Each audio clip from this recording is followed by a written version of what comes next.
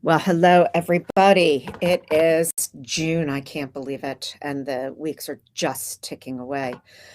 So I really have to get my roller skates on. It's 10 days until I start my Material Girl project down in with the farmers market. So I've got to get some stuff going. So, as you know, I've been working on a number of things, turning my meal into some scrubbies and a bird feeder, and those things are still in process. But I have some other things to do today that I'd like to try and work on. So, if you want to visit my Instagram, you can see what I've already done this morning. I've already done some felting, and I will be continuing to do some felting throughout the week so that I can get together some projects. I'm also trying to pull together the product that I'm going to sell at the market and see what I have, what's in process, what I need to make. So that's the first thing that we're going to do today. And then the second thing that I wanted to show you today is that I've been working with a new tool and I have some new ideas. I also wanted to let you all know that I guess an hour is kind of a long time out of the day. So I'm going to try and shorten my RoxAnne Lava Monday mission to 30 minutes. So that's what we'll be doing from here on out. And those are the things that I'm going to focus on. So if you would like to ask any questions along the way, please throw them into the feed and I will try and answer them as we go along.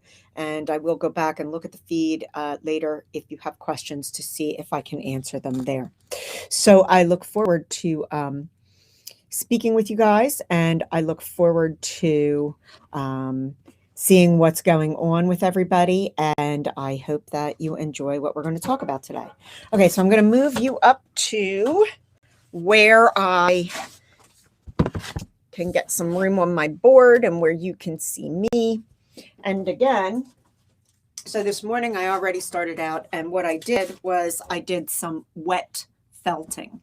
And this is all part of the market strategy, because with that wet felting, I think I'm going to do a wet felted project there. But the other thing is that I'm working with a material that is 100% wool fringe from a rug.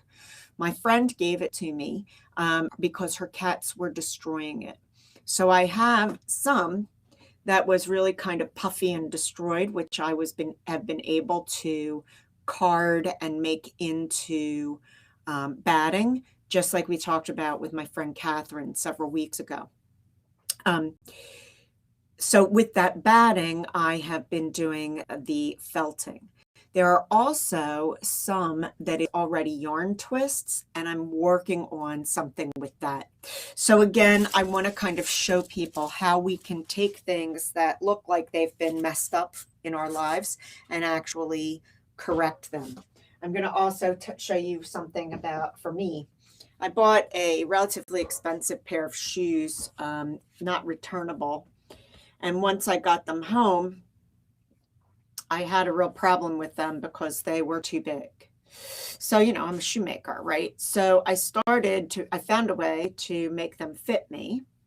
And originally what I did was I pinched up at the top, because I don't mind that it now has a detail on it, and I sewed this, but the sewing was a real problem. So what I've now done is I've initially glued first, but I have all the mistakes that I made in sewing. Again, it's okay. They're on my feet. I'll figure it out.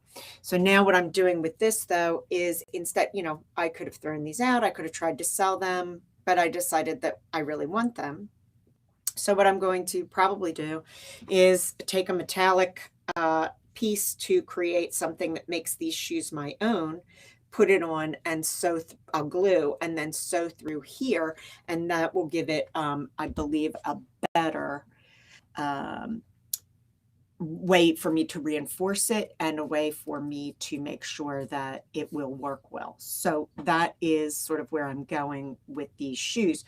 So I just wanted to say to you, even if you're not a shoemaker, if you know some tips and tricks and you have a few supplies on hand, there are a lot of things you can actually do to upcycle and fix your clothes that don't actually fit or whatever. So that's my little version of that. So let's do what I need to do first. So the two things that I'm going to do and the things that I'm going to sell, because I'm doing kind of a summer beach theme, obviously, is I make these upcycled scarf kimonos.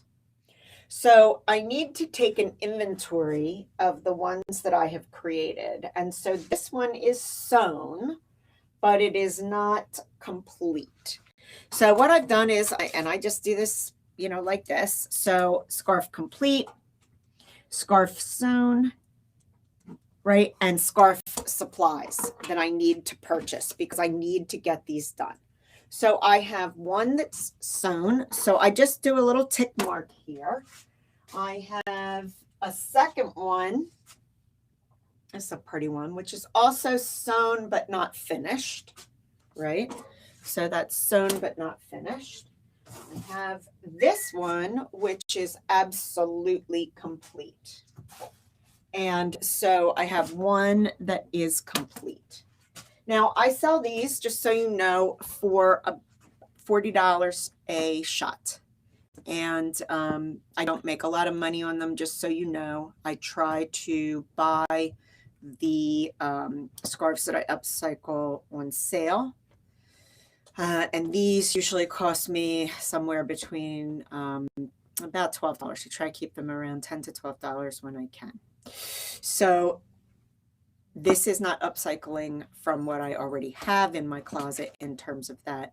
The trims are things that I upcycle, but the actual product is something that I do purchase and reinvent. So just so you know, a lot of people may not wear a scarf, but they may wear it when it becomes a kimono as a beach cover-up or even as a lightweight covering. Kimonos are very fashionable and have been for a while, and they're great to have in the summer because if you just happen to be out at night, they're really easy to roll up into your bag. They're very lightweight, and you can just pull them out in the if you're in a restaurant and it's very cold in there or whatever. So they're very useful and they sell well. The ones that I make also, you can tie in a variety of different ways. So I have a series of photographs that show that. So the other thing that I have to work on here, and I'm going to make a note of this, is promo, and I need to do the photos, and I need to figure out how I'm going to package that photo with the kimono when you get it.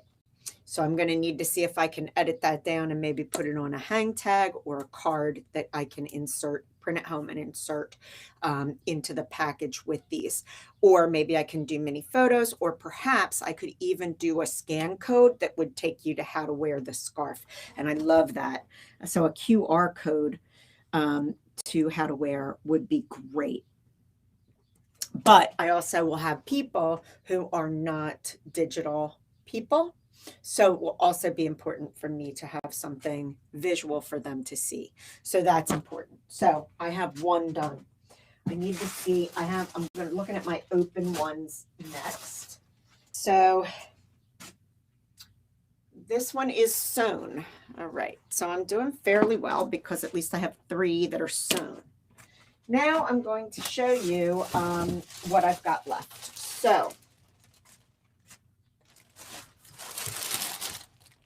I have supplies for one, and then I purchased some more, and they just sort of came. So I got to see where we're at. Interestingly, so this was one that I could only get one of, and this one is actually for me, not a kimono.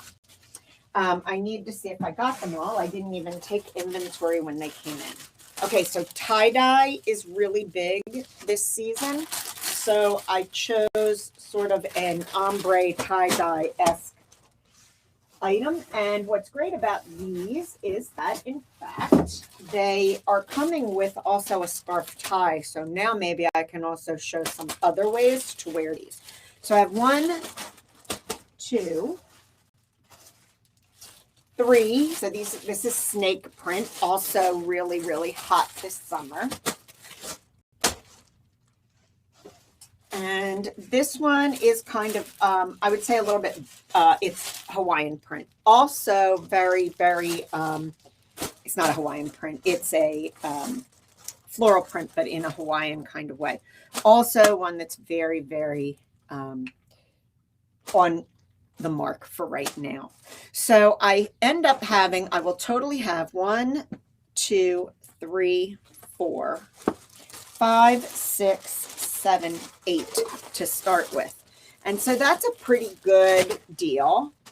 And, you know, that's $240 right there. So again, I have 1, 2, 3, 4 to make. So I'm just writing this down. Okay, so I have a lot to do there, and what I probably need to do is start looking for some more supplies in terms of my scarves. So that's an important thing to know. Now, the other thing that I like to try to do here is I like to try to organize myself in a very smart way. So these scarves just came, so they have their box still with them. So the first thing I'm going to do is I'm going to put all of these scarves into that box. I'll have to pack these up for travel, but I'm going to put them in this box. And then the other thing that I add to them are ribbons, and I collect all sorts and reuse all sorts of ribbons, which happen to be in this particular bag. So beautifully, I have one box that I know what I need to do with to move forward. Okay, so that's really cool and very important. Now, the second thing is I have some leftover shoes. And one of the things that I want to talk to you about in terms of this and remind you all about is these shoes are prototypes or samples. And so what I have done with these shoes is they were made to be sold or to be tried. So you could try them on. The issue is that they're part of carrying inventory, right? So you want to get rid of them. So I don't have a big problem with them because they're samples, so I can sell them at a lower price. But let me just explain to you that this shoe is generally a $125 shoe, and this shoe is a $250 shoe. I generally sell them for anywhere from $65 to $80, but in fact, I'm really down to very few. So at this point, what I'm going to probably do is sell them for $40. And the other thing that I will then do is you can package this with a scarf. So instead of that being $80, you could get that maybe for $70, right? So I can create a bundle. Now, my real idea is that what I want to do is make a beach bag that has these things in them that also folds out so it can be your beach blanket. So I'm taking inventory of the shoes, and I have to figure out how to price them. And again, I'm thinking maybe 40, but we'll see. So I'm going to do sandals and mules. And here's where it's important. I have to know by the size. And I do have these little decals that are stickers that have RoxAnne Lava on here. And so what I can do is I can put the size and the price on these. I have fresh ones, so I will have to reprice. So this is another one that I'm going to put on my list of things to do with these two things. So this is a size 7. So I have one size 7 in the sandals. I guess I can pile them right here. Mules. Size 6, I have 1. Size 7, I have 1. Size 7, so that's another 7. I have a lot of 7s because the 7s are the, it's my size, so it's my true sample size. I have a third 7. These are a size 10. So sandals in a size 10. And then these are a size 8. So I have a mule in a size 8, okay? Now, that's fantastic because the other thing that I want to do, as you may recall, in line with the scarves and the shoes, is that I want to create the scarf sandal made to order, where the customer can choose from my scarves in order to make them. So again, I've got them in a basket. They're going to go right next to my scarves right now so that I can get that together. And when I get done with speaking with you guys, then what I will do is I will go back and I will get all of the scarves that I want to use and put them together as well. And so at this point, what will happen is I will do one sample of the scarf in a particular size so you can just see it. Customers will be able to try on a size because I do have sample sizes and the samples will go with me. So they can try the style and the size, and then they can order which one they want in terms of their scarf. And then they can find something that goes with it or not. Okay. Now, the beauty of this again is that the scarf sandal is relatively easy to make. So what can happen is you can order it at one farmer's market. I'm off a week. You can come to the next farmer's market, pick it up, and wear it right out the door. So that is something that's really, I think, useful. And again, you might recall I'm talking about this style for my sandal because I love the idea that you would be able to tie it so it will fit you. The only question is whether there should be a double bow or how far, and I need to make the test one here. So this is also on my list. And because this is together and on my list, it's going to go in with my shoes that I've been making. So now I have that. So what I need to do is what I'm trying to do is group together the projects so that over the next 9 days, I can get myself ready for the opening night in terms of having some product to sell. So that's really very important for me. Okay, so I'm going to have to make the sample and I'm going to make sure that that is all correct. So I now have my note card for this. So the second thing that I wanted to show you today and talk to you about is what else am I making? So I've got the felting thing going on. I've got the turning my leftovers recycles from my takeout meal project, which I'm working on. And that's what I'm going to introduce the first day. I went to the Philadelphia Flower Show this past week, or last week, and it was disappointing for a lot of reasons. But I did get some inspiration about upcycling cans into garden ornaments. So the first thing that I needed to do was I needed to get a tool that I did not have. And this is a metal cutter. So it arrived yesterday. And so this morning, after I did the felting, and while I was waiting to talk to you all, I ended up doing some work with the metal cutter. And so what I'm starting with right now is I happen to have some Guinness cans that are left over from me. Fortunately, I don't drink a lot of canned stuff, but fortunately my neighbors do. So I've been able to get some other cans to mess with. And what I envision here is making a garden pinwheel out of these similar cans. I happen to just love this particular Guinness logo. I love the pelican. I always have. And so this is a special that they do for St. Patrick's Day. So the first thing that I did was I cut my can apart, much of it using the cutters. Here's the debris. Now, I want to just say this is my first time using the metal cutters. This is my first time kind of really working with this material. So it's going to be, you know, not quite so refined, but that's okay because this is for me. It's a prototype. It's for me, and I can put this in my yard. The other thing that I envision from these cans butterflies, crickets, right? But maybe birds, but certainly butterflies and birds, I think, will be very, very easy to do.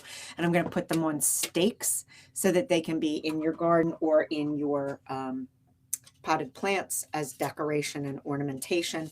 I'm hoping the pinwheel will work because I think that will also be a really fun and excellent thing to have in the yard. So these are some elements that I'm working with. The other idea that I had is that my grandfather fought in World War I in England, and there was a wonderful, wonderful exhibit for the 100th anniversary of the end of the war in the United Kingdom, maybe 6 years ago, or maybe 3 years. I don't remember. Maybe it was 2016. Maybe it was 2017. Maybe it was 2018. I don't think so. I think it was 16 or 17. Anyway, a ceramicist made these beautiful, beautiful poppies that were in stakes that you could put in the ground. And I happened to have one. I got one from the exhibit. They were sold them off at the end in memory of my grandfather. And that is sitting in my yard. And so I also see that these could turn into fantastical and beautiful flowers. And perhaps it could also have a solar light in it to make them very interesting. So I'm going down that path as another group of things that I could utilize and show at the farmer's market. So I think you can kind of see where I'm going. I've got using up what you have in terms of your takeout meals, because that's something everybody can relate to. I have something interesting that we can make utilizing the cans.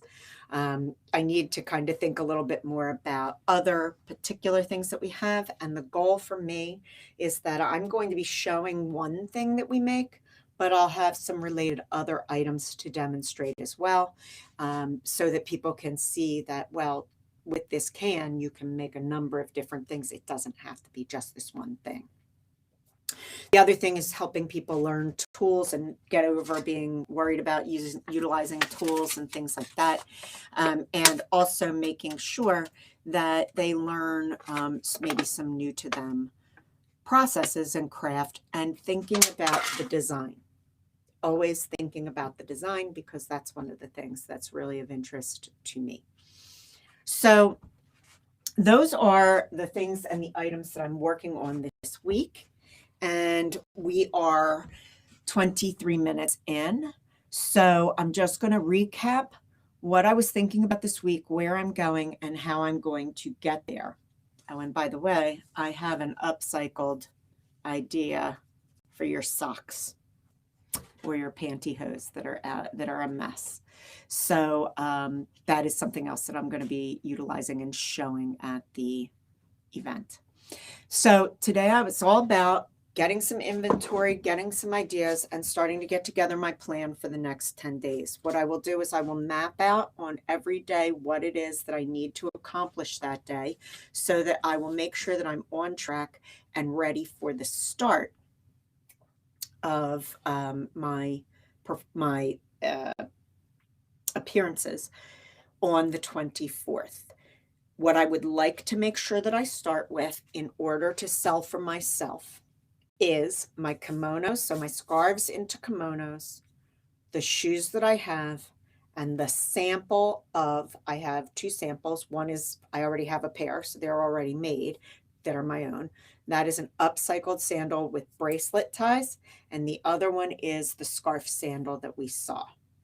My process for doing these things is to make sure that I take an inventory of what I have, see what I need. So I have some time now to see if I can source some more scarves. And by the way, sometimes I am able to buy recycled or upcycled scarves. Those work very well for the shoes, but they are sometimes hard for the kimono because I need a very specific size for that kimono. I also have some other ideas about garments that I may add with the scarves. So that is another thought process of something that I may be starting to work with as we move on into the summer. I have a great idea about a skirt that I think could work, and with some more scarves, it could be a halter top with a skirt that is all made from scarves. But anyway, interesting. So I may have to take a little look on eBay for enough scarves. I have some, but not enough to make it work right now. So I inventoried everything. As you know, I just wrote it down simply on a card, what I have. I now will utilize this to put it in my daily plan of what to do, when to order, etc. I've already created a list of things that I need to order today that have to do with the felting project and the metal project. Okay, so I'm going to be working on the metal as well. And I hope you will see some really interesting things from me that come from the metal. I have to get used to working with it. It's a new material and new tool, not new tools, but a new material for me. So that will be what I will be focusing on. But the biggest thing that I wanted to say is it's so important to make the plan. It's so important to sit in the morning to see what you have to accomplish that day and make sure you accomplish it. I'm going back to felting this afternoon because I'm working on that as well. And again, I'm going to start to order some of the things that I need to order. I will come back down to this probably tomorrow morning and get these done and put into an idea of what I want to do with them. So these are the systems that you need in place in order to prepare. And again, 10 days from now, I need to have what I'm going to start with. It doesn't have to be the be all and end all. It just needs to be what I want to start with. So going to be 10 days of production and all the other things that I have to do. But that's another story. So thank you for joining me. And I hope that you enjoyed this sort of look and peek inside my studio. And I look forward to seeing you again next time. Have a great week, everybody. Thanks so much.